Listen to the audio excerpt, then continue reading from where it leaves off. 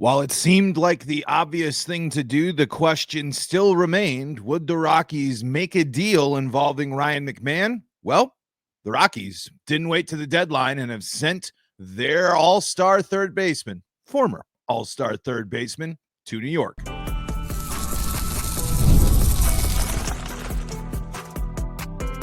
You are Locked On Rockies, your daily Colorado Rockies podcast. Part of the Locked On Podcast Network, your team every day.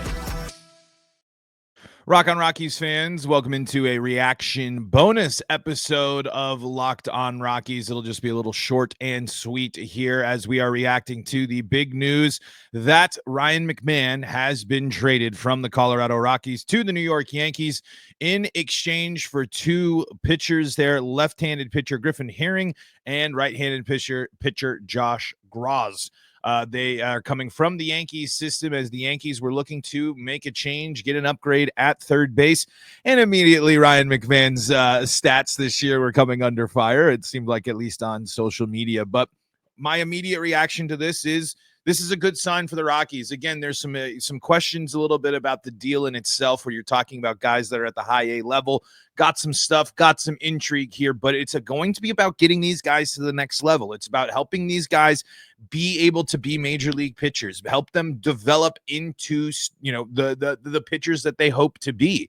It's one thing to constantly trade and look to add in pitchers, as the Rockies are usually always aggressively targeting pitchers through their trades, but they have to be able to turn them into the big leaguers here. And on the flip side, the Rockies are losing, arguably you could point at and say one of, if not their best player. It depends on how you look at it there. Ryan McMahon's defense obviously pulling a lot of the weight for him this year and throughout most of his career, when you're looking at solid offensive numbers, but ones that don't necessarily, really impress when you're looking at them on paper, especially this year, and Ryan McMahon's high strikeout rate. So I think that they're certainly on both sides when you're kind of taking the immediate reaction. Question marks for both of them. Ryan McMahon's got to adjust. Ryan McMahon's got to do it now, not playing at Coors Field, but plenty of history suggests when those guys get to sea level that they'll be good. And Ryan McMahon going to play in New York, in a place where it should be a very hitter-friendly environment for him. And the fact that he doesn't have to be put in right in the middle of a lineup and asked constantly to be the biggest bat in the lineup, when you're looking at a Yankees lineup that's got Jazz, that's got Judge, and plenty of others in there. Ryan McMahon is going to be around better offensive players, and Ryan McMahon, when you're looking at his career, has been around some good Rockies offensive players, but not so much, especially in the last few seasons when the Rockies have really relied and leaned on him. I like the fact that the Rockies didn't wait until the trade deadline specifically as well. Again, like we were talking about on the podcast earlier today, where it's about getting, if why wait? If you have the opportunity, if you think this is the best bet, this is the best opportunity, go for it. There are other third base options that will be intriguing for teams to look at, as teams definitely looking for Eugenio Suarez there as the big name there at third base. But the Rockies get Ryan McMahon, and for him, the player, he gets to go and play on a competitive team, have a shot in the postseason, have a shot at actually playing some meaningful baseball in the second half of the season, and the Rockies add pitching depth. This is a move, again, where you kind of look at, and if Ryan McMahon is getting this value, a couple of pitchers here, and let me bring up a tweet here from Patrick Lyons as he brought in some information about where these guys now rank in the Rockies prospect system. Let me bring that up here real quick. But anyway, I mean, I think, again, as you're just kind of digesting this, it's at least kind of like, wow, they did it.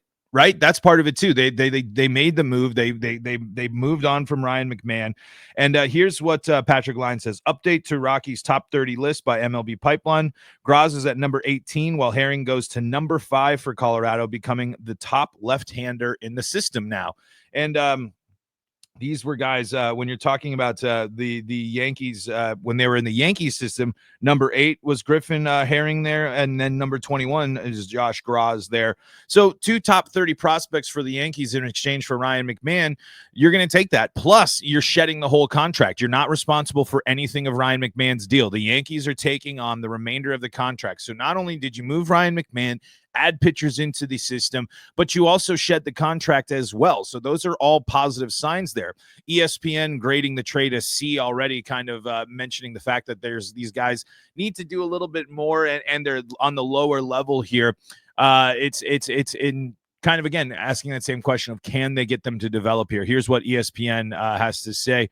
This is from Bradford Doolittle and David Schoenfield on the ESPN's 2025 MLB trade deadline grades, report cards for every deal. Let's see. Did they get much in return? Herring was a 6th-round pick last year from LSU, where he pitched in relief. The Yankees turned him into a starter, and Herring has mowed through 2 levels of single A with a 1.71 ERA and 10.3 Ks per 9. Primarily a fastball sweeper guy at LSU, his changeup has proven a big weapon as right-handed batters are hitting just 159 against him. A college pitcher from a high-profile program such as LSU dominating the low minors usually doesn't tell us much, except in this case, Herring's lack of experience and successful transition to a bigger workload is a huge positive. Herring didn't crack Keely McDaniel's top 10 Yankees prospects in his July update, but did make MLB.com's list at number 8. Graz has spent the entire 2025 season at high A, posting a 4.14 ERA with 94 strikeouts in 85 innings and holding batters to a 2.11 average. He has a high-spin fastball that sits in the mid-90s, but the secondary stuff needs improvement, and the command is a tick below average, 35 walks. The biggest issue is these are 2 pitchers who haven't performed above single A and don't necessarily have elite stuff. The stat lines look good, but the next step to double A will be a big test to see how Herring's fastball plays against better competition and whether Graz can improve his command. So it's, again, question marks are still out there, and it takes more than just the Rockies, or it takes more than just making a trade. It's up for the Rockies to get these guys and get them to where they want them to be as well. A little bit more reaction that I was retweeting here from this trade. Wanted to bring this from Prospect Savant. Griffin Herring has some wicked stuff, but struggles with hard contact. Something that makes me a little bit nervous there, posting a bunch of charts as well.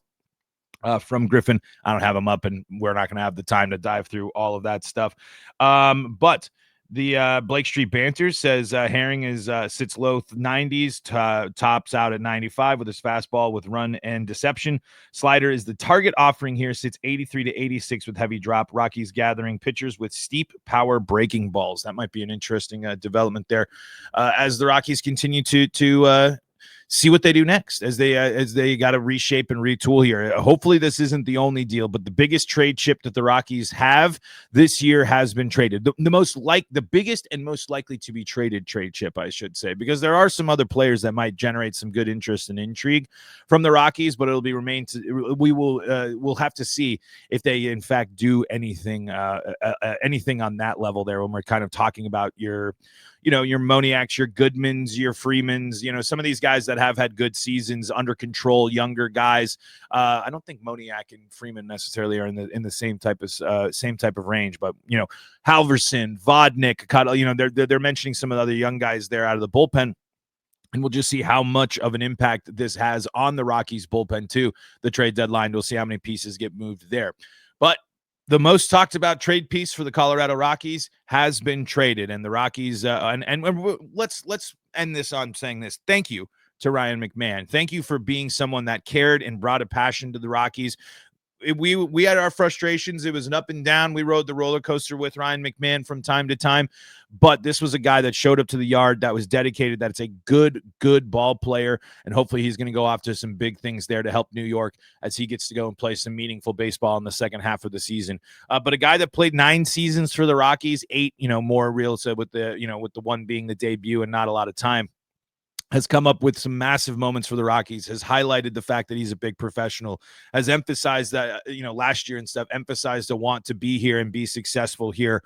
And now the Rockies are, this is the right move. This is the right thing. It's the right thing for McMahon's career. It's the right thing for the Rockies to do. It's a tough part of business, as it's always tough, as there's a lot of people's fan favorite is probably moving on today. Ryan McMahon has been one of the faces that's, if you've been rocking and rolling with the Rockies through this tough time, he's been the guy to be looking at there as one of the brighter spots on the team. But I think this was a move that needed to get done by the Rockies.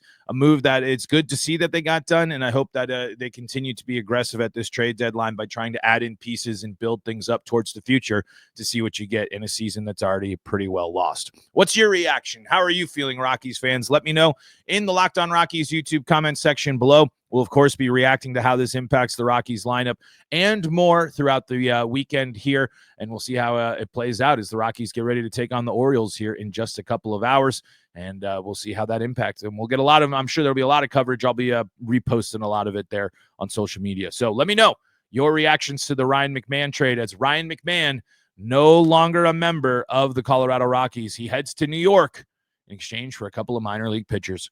We'll be breaking it all down right here on Locked On Rockies.